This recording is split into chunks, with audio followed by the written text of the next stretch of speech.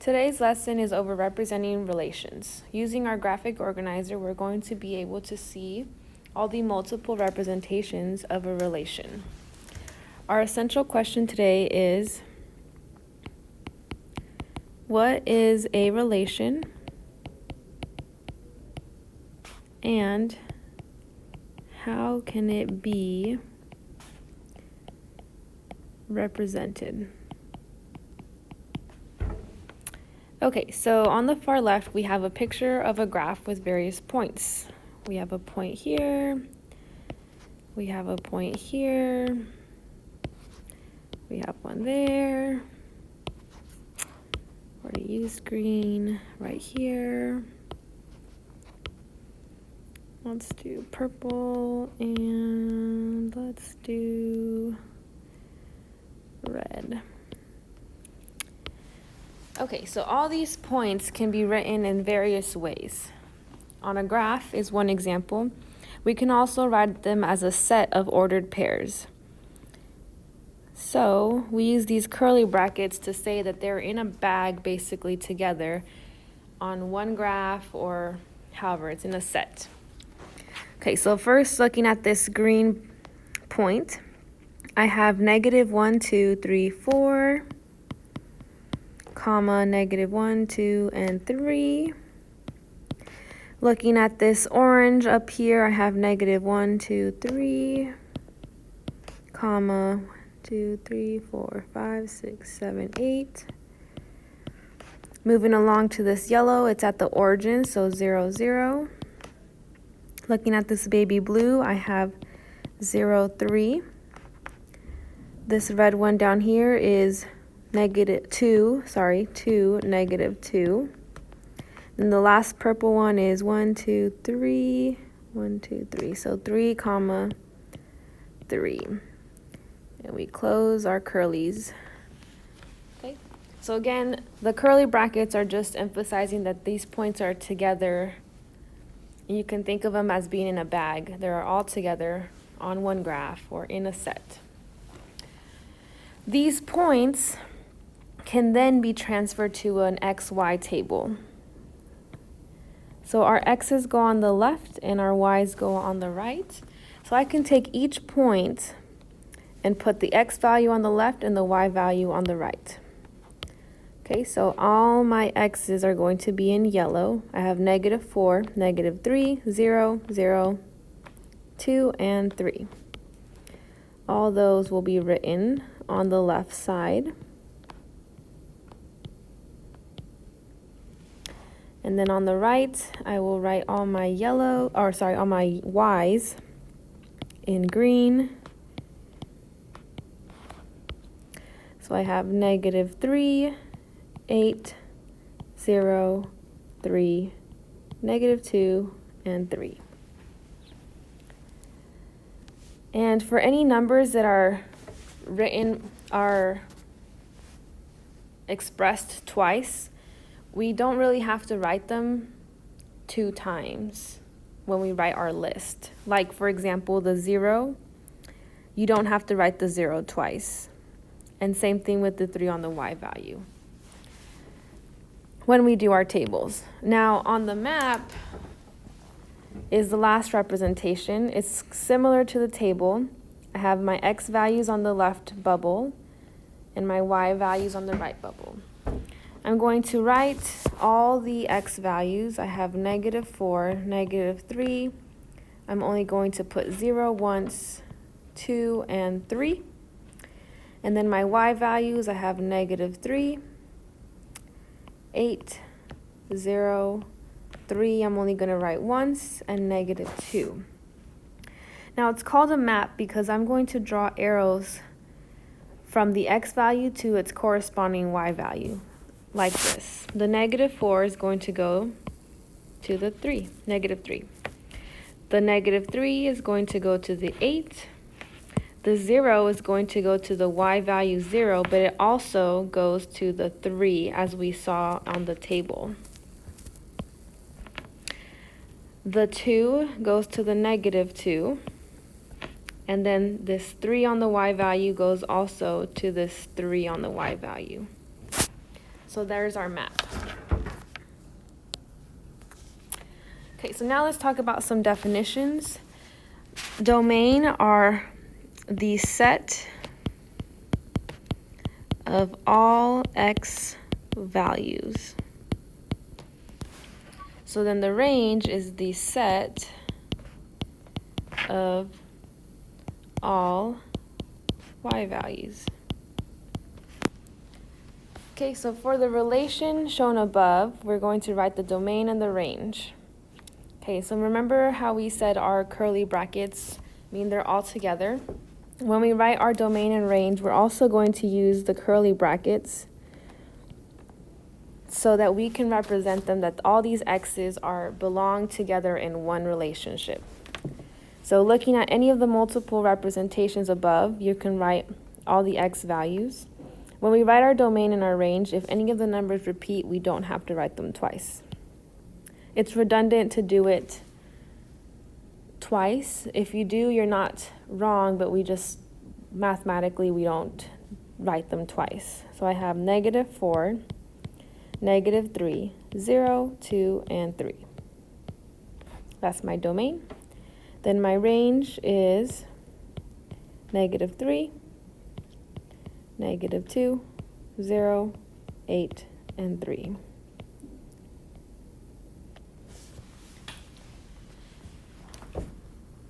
Okay, so here's some examples to help see if we understand this.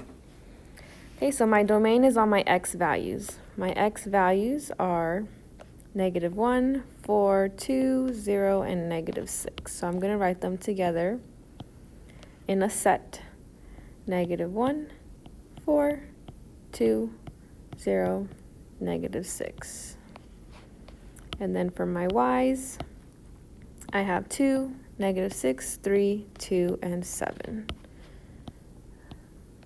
So 2, -6, 3, 2, you don't have to write twice, and 7. Okay, same thing on example 2.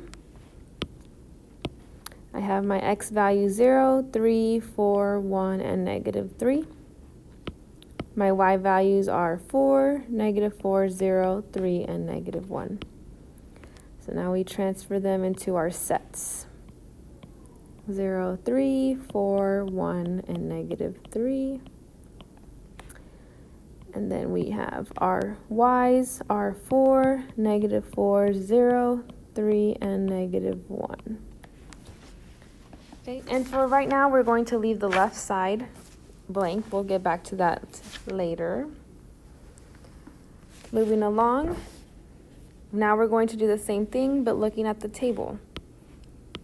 My x values are all on the left, so all these numbers on the left are my x values. My y values are all the numbers on the right. So we put them in a set. 1, 2, 3, and 4. The 3 repeats, but we don't have to write it twice. Then my y values are 5, 6, 5, 6, and 7. And we don't have to write 5 and 6 twice. Same thing on the right side. I have -3, -1, 1, 3, and 5 as my x values. My y values are 9, 1, 1, 9, and 25. Okay, so -3, -1, 1, 3, and 5 are all my x values. My y values are 9, 1, and 25. Okay, moving right along, we're going to do the same thing on a map. So remember, the map on the left side are all my x's, x values. And then on the right are my y values. And we're going to write them in a set. -1, 0, 1, 2, and 3. Oops, not a parentheses. A curly bracket. Okay, and my y's are 0, 1, 4, and 9. Example number 6. Remember, my x's are on the left. I have -3, 4, and 9. My y values are on the right, 4, 5, 8, and 10. So we write them in our set. -3, 4, and 9. 4, 5, 8, and 10. Pretty easy, right? Okay. Moving on to example 7 and 8. We're going to do the same exact thing, but with our graph.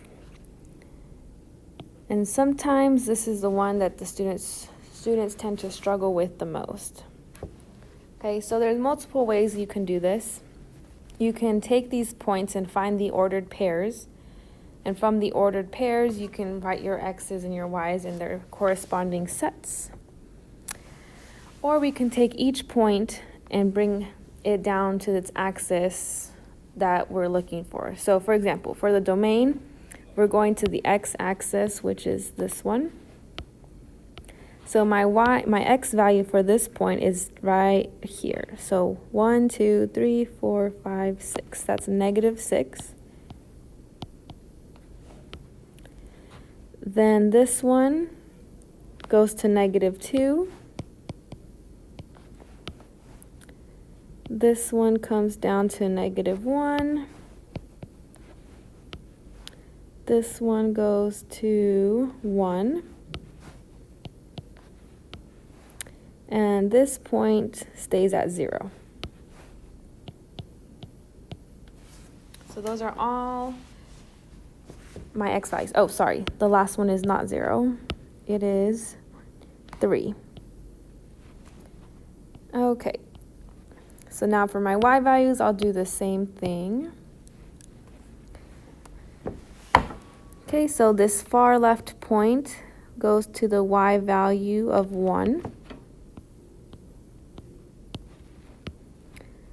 This one goes to -2. This one goes to 3. This one goes to -5. And this last one stays at 0, so it doesn't move up or down. Okay, so those are all the x's and y values. Okay, and if you don't like that way, that's fine. I'll do example 8, listing all the ordered pairs and then writing our domain and range. So, like we did in the very beginning, we have all of our points.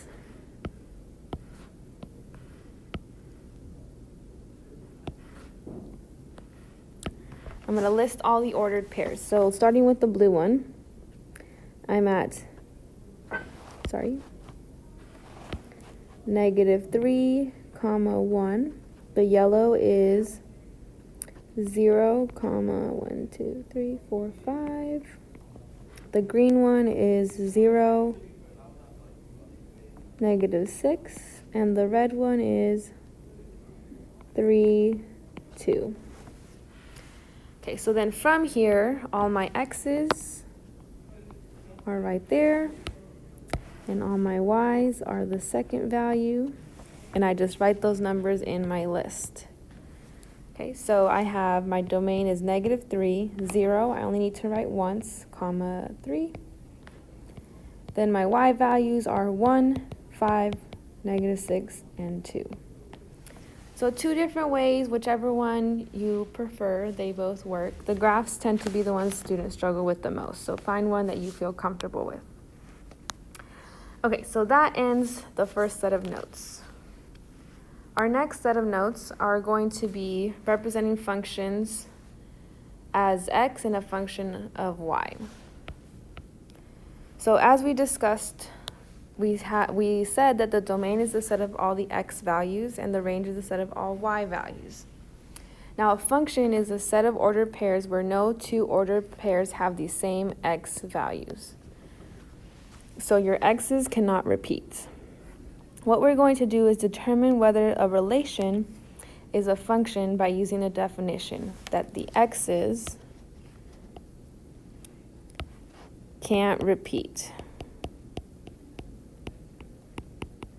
Okay, so looking at this example, I'm going to look at all my x's. I have 2, 3, 6, and -1. None of those values, x values, repeated, so this is a function. Why? Because my x's did not repeat. And then below we'll write all our domain and range as we did in the previous notes. So my domain is 2, 3, 6, and -1. And my range is 4, 5, and 3. And 5 repeated, but so we only write it once. Okay, next example. We're going to see if it's a function or not, so we're going to look at all x's. I have a 1, a -2, and oh, we have another 1, and -4. Because of these ones right here, there's 2 of them, and they have different y values. This is not a function. So, no. Why? Because 1 repeats. Okay, so not a function, but we can still write the domain and the range. The domain is 1, -2, then 1 again, and -4. Then my range is 9, 5, 6, and -3. Okay, we can do the same thing with the other 2 examples on a table. Okay. And remember, input is another word for x's, output is another word for y's, so just be careful.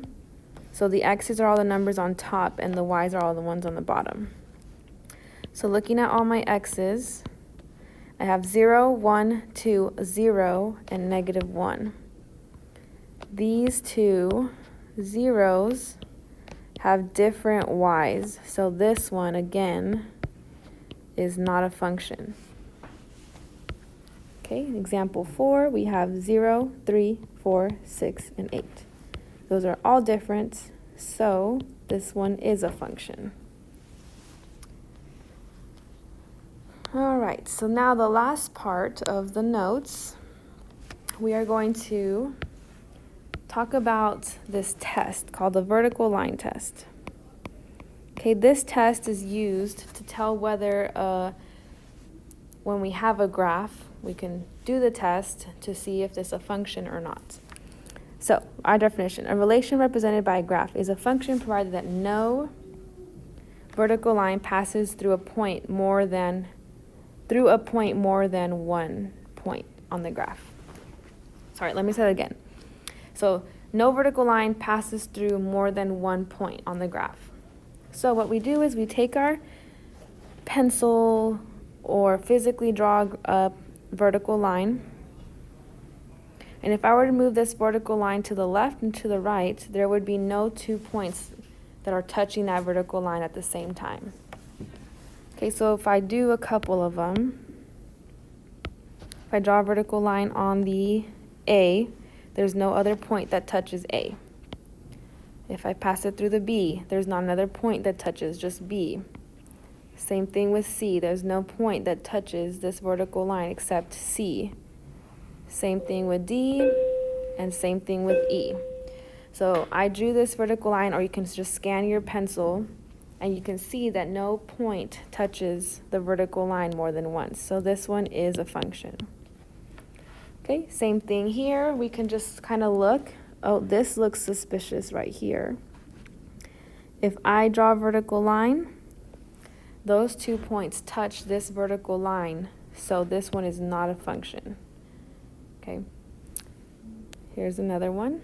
If I draw a vertical line on this side, whoops, wrong one. On this side, only touches once. Let me move it around over here. Only touches once. Only touches once.